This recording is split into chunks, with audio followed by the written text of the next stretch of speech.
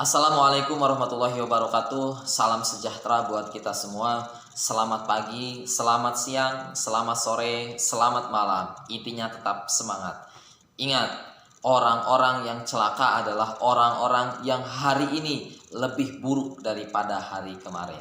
Anak-anakku sekalian, khususnya kelas 10 TBSM 3 dan 4 di SMK Teknologi. Pada video sebelumnya, pembelajaran di mata pelajaran bahasa Indonesia, kita sudah membahas tentang mengidentifikasi teks laporan hasil observasi yang dipresentasikan secara lisan maupun tulisan. Sekarang kita akan membahas materi yang ada di dalam mata pelajaran bahasa Indonesia, yaitu menganalisis isi dan aspek kebahasaan minimal 2 teks laporan hasil observasi. Sebelum materi kita mulai, alangkah baiknya kita bersama-sama mengawali kegiatan pada saat ini dengan membacakan doa bersama-sama sesuai dengan kepercayaan dan keyakinan masing-masing, agar apapun yang kita jalani, apapun yang kita lakukan pada hari ini dapat berkahnya dan senantiasa dalam lindungan Tuhan Yang Maha Kuasa, Allah Subhanahu wa Ta'ala. Untuk itu, mari kita berdoa di dalam hati. Berdoa dipersilahkan.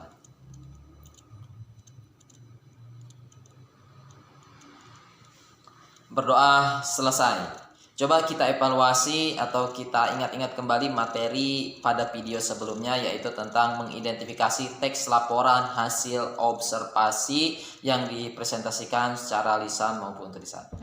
Jadi yang dimaksud dengan teks laporan hasil observasi yaitu adalah berita atau informasi yang dibuat berdasarkan pengamatan. Nah, itu. Kemudian adapun seorang ilmuwan mengatakan, yaitu yang bernama Kosasih ya, tahun 2014 halaman 43, menyatakan bahwa teks laporan hasil observasi itu adalah mengemukakan fakta-fakta.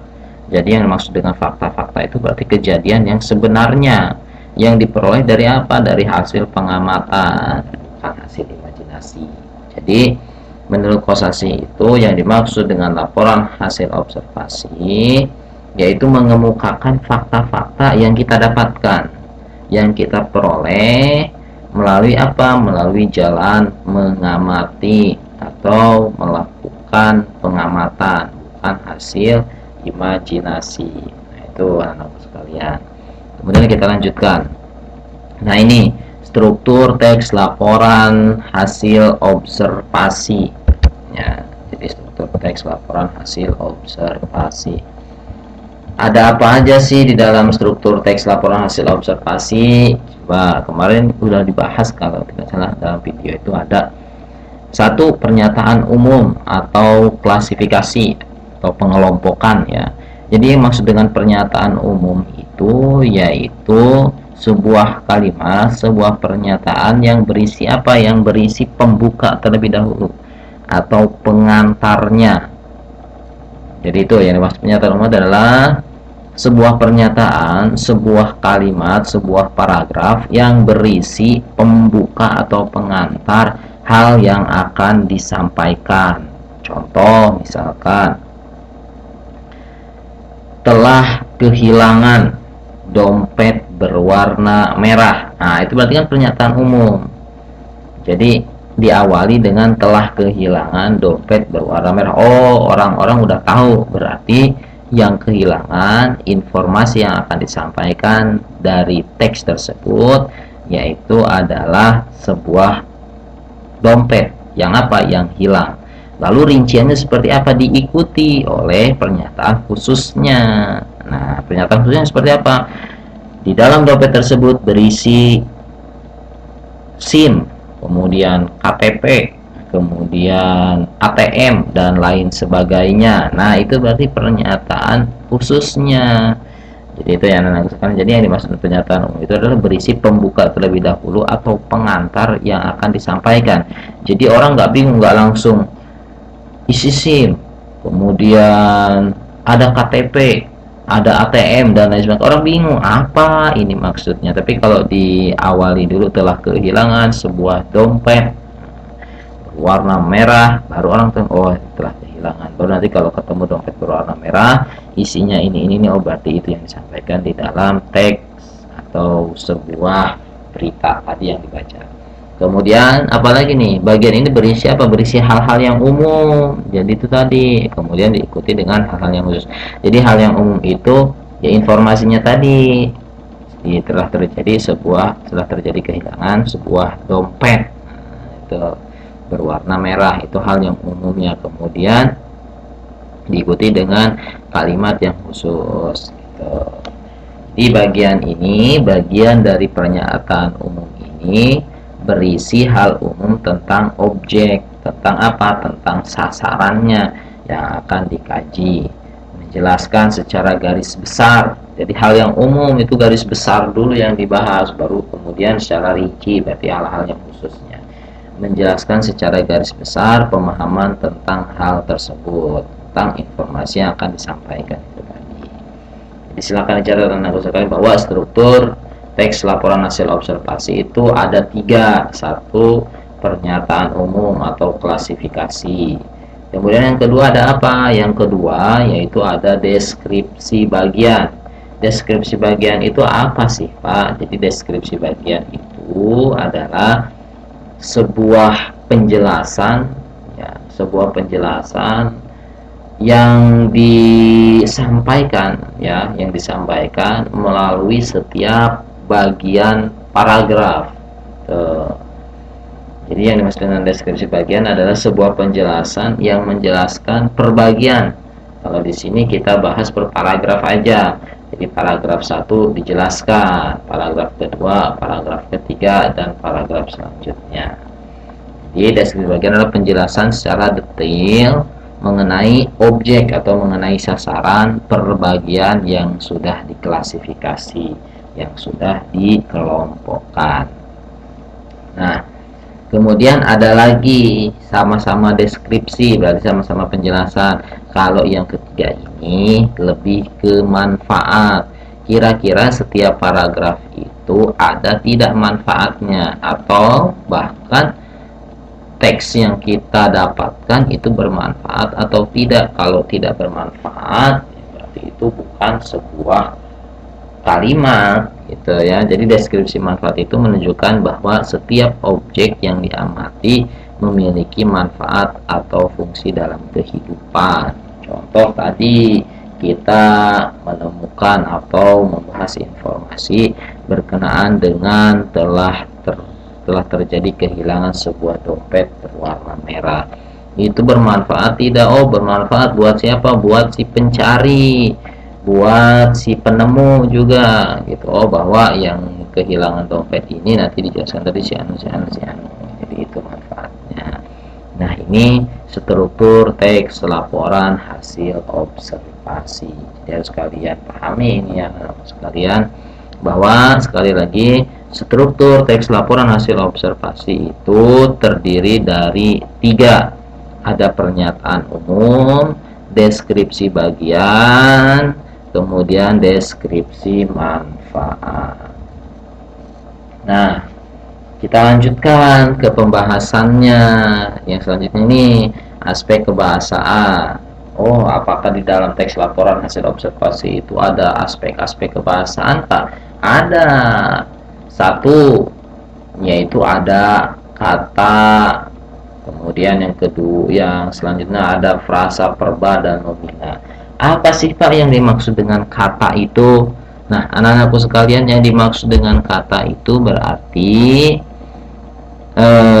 satuan yang terdiri dari beberapa suku kata atau gabungan dari beberapa suku kata. Lupa suku kata itu yang seperti apa lagi sih? Apakah sama dengan huruf? Nah, anak-anakku sekalian, kita lihat nih. Kita besarkan sedikit ya, biar terlihat. Nah, ini ada tulisan kata. Ini kata ini terdiri atau gabungan dari beberapa suku kata. Yang dimaksud dengan suku kata mana? Ini dia suku kata KA. Berarti ini suku kata. Nah, ini nih kata, atau nggak usah inilah, yang ini, yang jenis ini terdiri dari beberapa suku kata. Tulisan jenis ini terdiri dari 1, kemudian nis dua. Berarti terdiri dari dua suku kata. Ada lagi dominan, misalkan do satu, mi dua, nan. Ini dominan ya. Ini sudah, ini kata dasarnya memang dominan. Kemudian ini juga kata dasarnya jenis, bukan jenis. Jenis. Nah, ini ya. Jadi kita lihat. Ini jadi jenis ini terdiri dari suku kata jenis ini terdiri dari dua suku kata. Jadi yang dimaksud dengan kata itu adalah gabungan dari beberapa suku kata. Lalu kalau suku kata itu apa? Jadi kalau suku kata berarti gabungan dari beberapa huruf. Nah, ini suku kata. Suku kata berarti dari beberapa huruf. Ada J, kemudian ada E, jenis. Nah, itu berarti gabungan dari dua huruf ya, anak-anakku sekalian.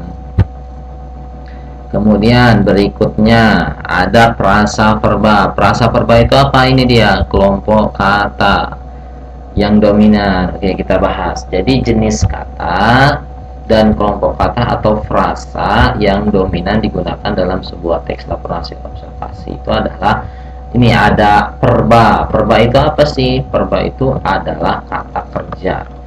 Yang contoh atau yang disebut dengan kata kerja itu apa? Berarti sebuah kata yang menunjukkan kata tersebut menjelaskan sebuah tingkah laku atau sebuah perbuatan, kegiatan ya, berupa kegiatan perbuatan. Berarti itu dimaksud dan disebut dengan kata kerja. Nah, kemudian dan nomina. Nomina itu apa? Nomina itu berarti kata benda. Nah, jadi yang dominan ya, yang dominan itu berarti yang sering digunakan dalam sebuah teks laporan hasil observasi itu ada perba dan nomina. Yang dimaksud dengan perba itu berarti kata kerja, kemudian yang dimaksud dengan nomina itu berarti kata benda. Nah, ini anak saya, jadi silahkan dicatat. Jadi biar nanti tidak bingung ketika kita melakukan observasi berkenaan dengan sebuah teks berita atau informasi. Lalu teks kebahasaan yang kedua ada afiksasi. Afiksasi itu apa? Kata imbuhan. Afiksasi itu anakku sekalian. Dalam kegiatan berbahasa, kita lihat di sini. Dalam kegiatan berbahasa ini, dalam kegiatan berbahasa, kata yang digunakan dapat berupa kata dasar atau kata bentukan. Kata dasar itu berarti kata apa? Kata dasar itu kata yang belum atau belum mengalami sebuah imbuhan. Nah, ini dia. Jadi kata dasar itu yang kata dasar itu berarti sebuah kata yang belum mendapatkan imbuhan, pemajemukan, atau pengulangan. Nah, nanti kita akan bahas tentang kalimat majemuk. Apa itu kalimat majemuk? Kemudian apa itu pengulangan yang seperti apa? Ya, anak-anak sekalian. Jadi silahkan ditulis. Afiksasi dalam kegiatan berbahasa, kata yang digunakan dapat berupa kata dasar atau kata bentukan. Silahkan ditulis. Kata dasar itu adalah kata yang belum mendapat imbuhan. Nah, imbuhan itu banyak. Ada me, ada an, ya. Oke, kita lanjutkan. Kemudian yang selanjutnya. Lalu kata bentukan itu apa? Kata bentukan itu adalah kata yang telah mendapatkan imbuhan atau afiksasi, pengulangan, reduplikasi, dan pemajemukan ketika digunakan. Contoh, nah ini dia ada contohnya nih. Contoh misalkan ini, misalnya kata yang berjenis perba berubah menjadi nomina jika mendapat imbuhan. Contoh nih, ada kata minum. Nah, minum ini sebuah apa? Sebuah kata yang menunjukkan tingkah laku. Tingkah laku, dia sedang melakukan perbuatan apa? Dia sedang melakukan perbuatan minum. Lalu kalau diberi imbuhan an nih jadi minuman, berarti itu menjadi bentuk apa? Benda, bukan kegiatan lagi. Minuman, dia minuman. Nah, berarti kan dia benda. Ini minuman, ini teh minuman. Misal. Nah, berarti itu udah bentuk kata benda. Nah, sedangkan kalau kata kerjanya apa ini? Minum. Dia sedang minum. Rijal sedang minum. Kemudian ada lagi misalkan siapa?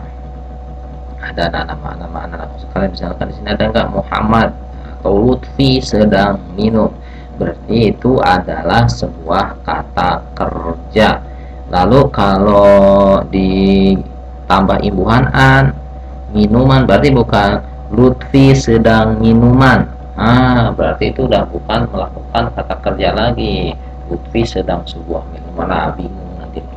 Jadi itu ya anak-anak sekalian, bahwa ya contoh-contoh yang dimaksud dengan kata perba itu berarti sebuah kata yang menunjukkan sebuah tingkah laku. Nah, ini contohnya. Contoh dari kata perba itu minum. Nah, ini kata kerjanya. Kemudian mendapat imbuhan an, jadi minuman. Lanjut. Ada yang ketiga dalam aspek kebahasaan. Tadi ya, satu kata frasa perba dan kata nomina. Ya, dilihat. Mohon maaf, ada frasa perba dan frasa nomina. Kemudian ada afiksasi. Nah, ini yang ketiga, kalimat definisi dan kalimat deskripsi. Wah, ini. Kita lihat yang dimaksud dengan kalimat definisi dalam teks laporan hasil observasi atau aspek kebahasaan dalam teks laporan hasil observasi itu apa sih? Ini dia. Kalimat definisi yaitu kalimat yang menggunakan perba definitif. Perba definitif itu perba yang seperti apa ya? Perba definitif itu apa sih, Pak? Perba definitif yaitu adalah sebuah kata kerja yang mengandung unsur penjelas. Contoh ada kata adalah. Nah, Bapak contohkan misalkan mamalia adalah. Nah, mamalia adalah. Kemudian kucing besar itu adalah. Nah, apa kucing besar? Berarti identik dengan macan. Nah, itu. Jadi kalimat definisi di sini berarti kalimat yang menjelaskan atau yang menerangkan arti dari sebuah paragraf. Tuh, jadi kalimat definisi itu kalimat yang menggunakan perba definitif. Tadi contohnya apa? Kucing besar itu adalah pemangsa dan pemakan daging. Jadi di mana ininya kalimat definisinya yang perba definitifnya? Di kata adalah. Ya. Kemudian ada lagi nih yang kedua, kalimat deskriptif. Nah, deskriptif menjelaskan lagi ya ini. Kalau definisi tadi berarti secara umumnya bahwa ada kata adalah. Kemudian kalau kalimat deskriptif yaitu kalimat yang menggunakan perba sebagai deskriptif, sebagai penjelas. Contoh misalkan apa, Pak? Kita lihat, silakan. Jadi pengertian kalimat deskriptif adalah kalimat yang menggunakan perba sebagai deskriptif. Jadi kalimat deskriptif adalah kalimat yang menggunakan perba sebagai deskriptif seperti apa? Contoh misalkan seperti terdiri dari, terbuat dari, ya, terdiri atas, terbuat dari. Jadi kalimat deskriptif, kalau kalimat definisi itu perbedaannya atau kalimatnya lebih ke kata adalah, tapi kalau deskripsi berarti menjelaskan secara rinci. Contoh, pembuatan meja terdiri dari kayu, paku dan lain sebagainya. Nah, berarti di situ apa? Kalimat deskripsinya berarti yang ada kata terdiri dari. Anakku. Ya, jadi yang dimaksudkan kalimat definisi dan kalimat deskripsi, kalian cukup mengingat kalau dalam sebuah paragraf itu ada kata adalah dan kemudian ada kata lagi merupakan. Nah, berarti disitu akan menjelaskan sesuatu atau menjelaskan objeknya. seperti itu kalimat definisi. Tapi kalau kalimat deskriptif itu menjelaskan secara rinci yang katanya itu seperti terdiri dari, nah itu ya, terbuat dari, nah itu berarti masuk ke dalam kategori kalimat deskriptif. Kemudian aspek kebahasaan yang keempat yaitu ada kalimat simpleks dan kalimat kompleks. Coba kita lihat penjelasannya. Kalimat dalam sebuah teks dapat dibentuk hanya oleh satu klausa. Nah, lihat anak-anakku sekalian. Hanya dapat dibentuk oleh satu klausa. Yang dimaksud dengan klausa itu apa sih? Nah, lihat di sini. Jadi yang maksud dengan klausa di sini yaitu sebuah kalimat ya yang terdiri dari subjek dan predikat. Nah ini, jadi kalimat dalam sebuah teks dapat dibentuk hanya oleh satu klausa, yaitu bagian kalimat yang memiliki subjek dan predikat. Nah, ingat anak-anak sekalian, dalam kalimat yang sempurna itu harus memiliki subjek, predikat, objek, keterangan. Ada di sini kalimat dalam sebuah teks dapat dibentuk hanya oleh satu klausa, minimal memiliki subjek dan predikat. Contohnya seperti apa? Contoh misalkan tadi yang sudah dibahas, kucing besar itu pemakan daging atau pemangsa daging. Yang dimaksud dengan subjek mana? Subjeknya adalah berarti kucing besar. Kemudian predikatnya berarti kucing besar itu pemakan. Nah, pemakannya itu berarti maksud ke dalam predikat. Itu anak-anakku ya. Jadi harus diingat bahwa kalimat kompleks ini, mohon maaf bukan kalimat kompleks. Jadi kalimat dalam sebuah teks dapat dibentuk hanya oleh satu klausa. Tuh. Lalu selanjutnya nih, kalimat kompleks. Apa sih kalimat kompleks nih? Kalimat kompleks atau kalimat majemuk adalah kalimat yang memiliki dua kalimat atau lebih klausa. Nah, ini yang dimaksud dengan kalimat majemuk ini. Kalimat majemuk itu adalah kalimat yang memiliki dua atau lebih klausa. Nah, ini yang dimaksud dengan kalimat kompleks atau kalimat majemuk. Kalimat kompleks dibagi menjadi dua macam, yaitu ada kalimat majemuk setara dan kalimat majemuk bertingkat. Jadi ini dicatat. Nah, yang dimaksud dengan kalimat kompleks atau kalimat majemuk itu adalah kalimat yang memiliki dua atau lebih klausa. Nah, klausa itu apa? Klausa itu berarti yang terdiri dari subjek dan predikat minimal itu. Kemudian kalimat kompleks ini lagi dibagi menjadi dua macam, yaitu ada majemuk setara, ada kalimat majemuk bertingkat. Nih, jadi ini kalimat kompleks. Silahkan dicatat dulu nak.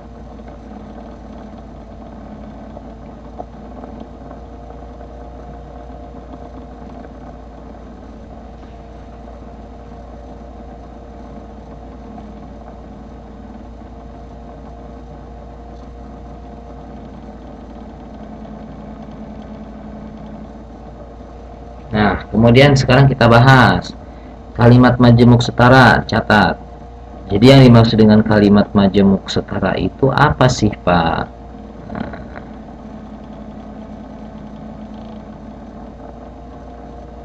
Kalimat majemuk setara itu adalah kalimat yang memiliki dua klausa. Nah, yang memiliki dua klausa yang sifatnya sederajat, yang digabungkan melalui konjungsi. Nah, konjungsi berarti kata hubung ya. Jadi konjungsi adalah kata penghubung. Diulang lagi. Jadi kalimat majemuk setara yaitu kalimat yang memiliki dua klausa. Diingat-ingat tadi klausa itu adalah sebuah kalimat yang memiliki subjek dan predikat. Kemudian nanti ditambah lagi objek, keterangan, pelengkap dan sebagainya. Itu yang memiliki dua klausa yang sifatnya sederajat, yang sama melalui konjungsi. Konjungsi itu apa? Kata kata penghubung. Contohnya apa? Contoh misalkan nih, kakak bertanding sepak bola. Kakak bertanding sepak bola. Kemudian kalimat yang lain yang setara apa? Adik menonton di pinggir lapangan. Nah, itu kan setara tuh, ya. Jadi kakak bertanding sepak bola, sedangkan si adiknya menonton di pinggir jalan. Atau ketika digabungkan, ingat tadi, jadi kalimat majemuk setara yaitu dua klausa yang sifatnya sederajat yang digabungkan melalui konjungsi. Ingat, ada penggabungan, Tadi contoh kakak bertanding sepak bola, itu klausa satu. Kemudian klausa kedua, adik menonton di pinggir lapangan. Ketika kita gabungkan, kita berikan konjungsi sementara. Konjungsi sementara, ya, ini tanda petik nih, konjungsi dalam tanda petiknya sementara, ini konjungsinya. Kakak bertanding sepak bola, kita berikan konjungsinya, yaitu kata sementara. Kakak bertanding sepak bola, sementara adik menonton di pinggir lapangan. Nah, itu udah membentuk sebuah kalimat majemuk setara. Paham sampai sini? Oke. Nah, kemudian ada lagi tadi, di dalam kalimat kompleks ada kalimat majemuk setara, ada kalimat majemuk bertingkat.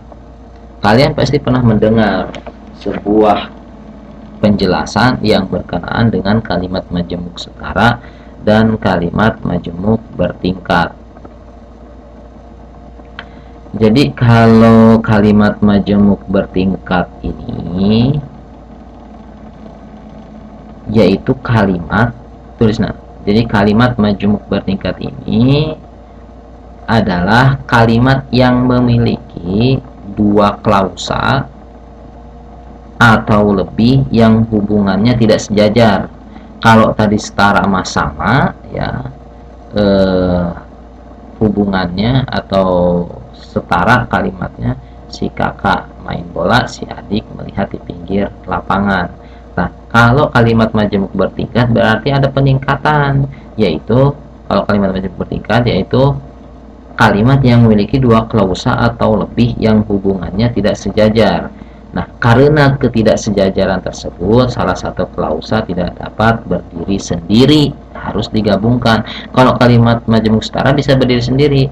Kakak bermain sepak bola, kemudian itu satu klausa. Ada lagi, adik nonton di pinggir lapangan. Nah, itu bisa berdiri sendiri. Tapi kalau kalimat majemuk bertingkat tidak bisa. Contoh, kita contoh.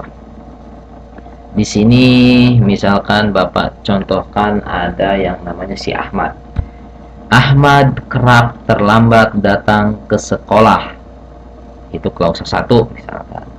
Kemudian klausa keduanya, rupanya jauh. Ini klausa kedua. Tidak bisa berdiri sendiri.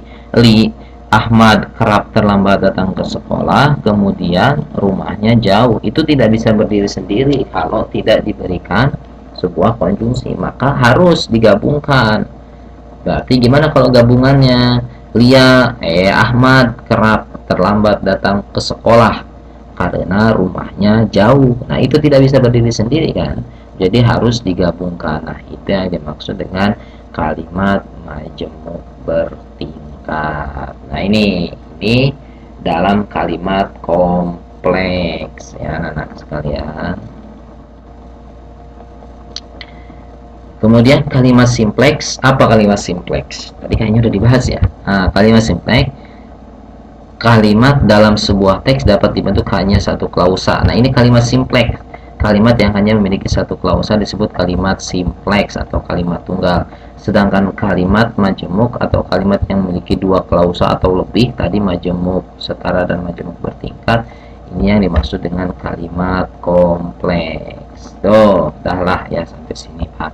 Nanti kalau kita tidak paham silahkan kalian tanyakan melalui via WhatsApp dulu, itu anak-anakku sekalian.